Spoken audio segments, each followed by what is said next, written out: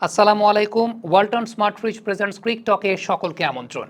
Modern day ক্রিকেটে ৩৫০কে বলা হয় ওয়ান ডে ক্রিকেটে একটা স্ট্যান্ডার্ড স্কোর, এবং একটা কমপ্লেইন করা হয় বাংলাদেশ ৩৫০-এর অ্যাপ্রোচে ব্যাটিং করতে পারে না। আসলেই পারে না। ৩৫০-এর অ্যাপ্রোচ মানেটা আসলে কি, সংজ্ঞাটা আসলে কি? আমাদের মধ্যে একটা ভুল ধারণা প্রচলিত আছে, সেটা দর্শক থেকে শুরু করে ক্রিকেটারদের মধ্যেও। ৩৫০-এর অ্যাপ্রোচ মানে শুরু থেকে শুধু মেরেই খেলতে হবে, বাউন্ডারির উপর খেলতে হবে, ৪ আর ৬-এর উপর খেলতে হবে। এই জায়গাটাতেই বাংলাদেশ ক্রিকেট ভুল করে থাকে। একটা সিম্পল এক্সাম্পল দিই। ইংল্যান্ড অস্ট্রেলিয়ার সঙ্গে যে ম্যাচটাতে ৩৫১ রান করেছে, সেই ম্যাচটাতে ইংল্যান্ডের ১৫৪ রান এসেছে মাত্র বাউন্ডারি থেকে, মানে ছক্কা আর ৪ থেকে। বাদ বাকি ২০০-র কাছাকাছি রান ইংল্যান্ড নিয়েছে স্ট্রাইক রোটেশনের মাধ্যমে, অর্থাৎ সিঙ্গেলস এবং ডাবলসের মাধ্যমে। এই জায়গাটাতেই আমরা সবচাইতে বড় ভুল করে ফেলি। অস্ট্রেলিয়া যে চেস করলো, অস্ট্রেলিয়া যে ইংল্যান্ডের রানটাকে চেস করলো, সেই চেজিংয়ের ইনিংসে মাত্র ৯টা ছক্কা ছিল। একটু চিন্তা করে দেখেন, ৩৫০ অস্ট্রেলিয়ার চেস করেছে, সেখানে মাত্র ৯টা ছক্কা। ইংল্যান্ড ৩৫১ রান যে করেছে, সেখানে ১৫৪ রান মাত্র বাউন্ডারি থেকে এসেছে। বাদ বাকি ২০০-র কাছাকাছি রান ইংল্যান্ড নিয়েছে সিঙ্গেলস এবং ডাবলসের মাধ্যমে। আপনি একটু চিন্তা করে দেখেন, নিউজিল্যান্ড প্রথম যে ম্যাচটা খেললো পাকিস্তানের সঙ্গে, সেই ম্যাচটাতে নিউজিল্যান্ডের ব্যাটাররা কি ছক্কার উপর ডিপেন্ড করে খেলেছে? ৩০০-র উপর রান তো করেছে, ছক্কার উপর ডিপেন্ড করে খেলেছে না।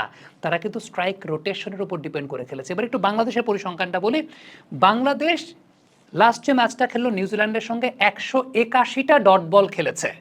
১৮১টা ডট বল খেলে বাংলাদেশ রান করেছে ২৩৮। এখন একটু চিন্তা করে দেখেন, ১৮১ ডট বল খেলা মানে ৩০ ওভার ডট বল খেলা। ৩০ ওভার বাংলাদেশ ডট বল খেলেছে, বাকি ২০ ওভারে ১৯ ওভার ৫ বলে বাংলাদেশ রান করেছে ২৩৮। এখন এই যে বাকি ২০ ওভারে ২৩৮ রান করেছে বা ১৯ ওভার ৫ বলে, সেটা বাউন্ডারির উপর ডিপেন্ড করেই করেছে। বাংলাদেশের ব্যাটাররা হয় বাউন্ডারি মারতে পারে, না হয় ডিফেন্স করতে পারে, ঠেকাতে পারে। এখন ওই ঠেকানোটা তারা তখনই ঠেকায় যখন তারা সিঙ্গেল বের করতে পারে না। তারা হয় বাউন্ডারি মারতে চায়, না হয় ঠেকাতে চায়। আপনি একটু চিন্তা করে দেখেন, প্রথম দিন থেকে প্রত্যেকটা ব্যাটসম্যান কিন্তু আউট হয়েছেন শর্টস খেলতে গিয়ে। আপনি একদম ইন্ডিয়ার সঙ্গে ম্যাচ থেকে চিন্তা করেন, তানজিদ তামিম শর্টস খেলতে গিয়ে আউট হয়েছেন, নাজমুল হোসেন শান্ত শর্টস খেলতে গিয়ে আউট হয়েছেন।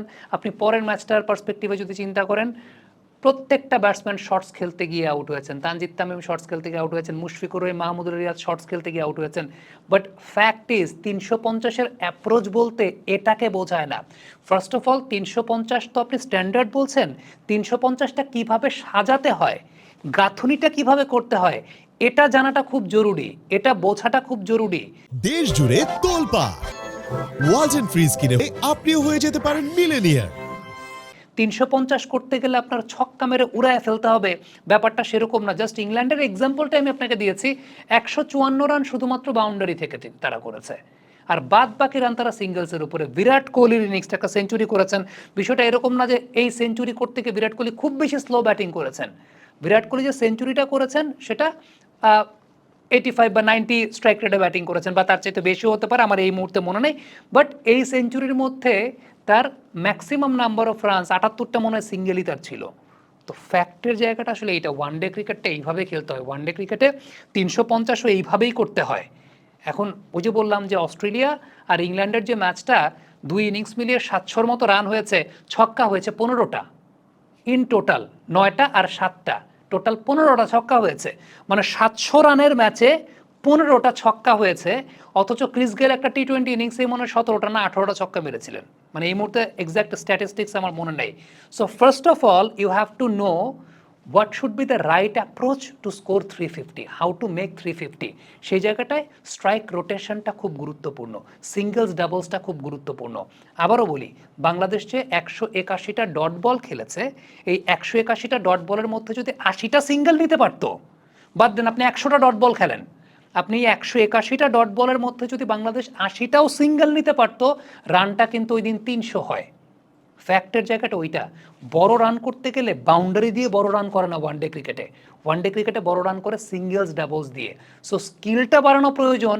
আপনি স্ট্রাইক রোটেশনটা কীভাবে করবেন, সিঙ্গেলস ডাবলস কীভাবে করবেন, এটাই ওয়ান ডে ক্রিকেট, এটা টি-20 ক্রিকেট না। This is the fact. Comment বক্সে আপনাদের মন্তব্য মতামত জানতে চাই।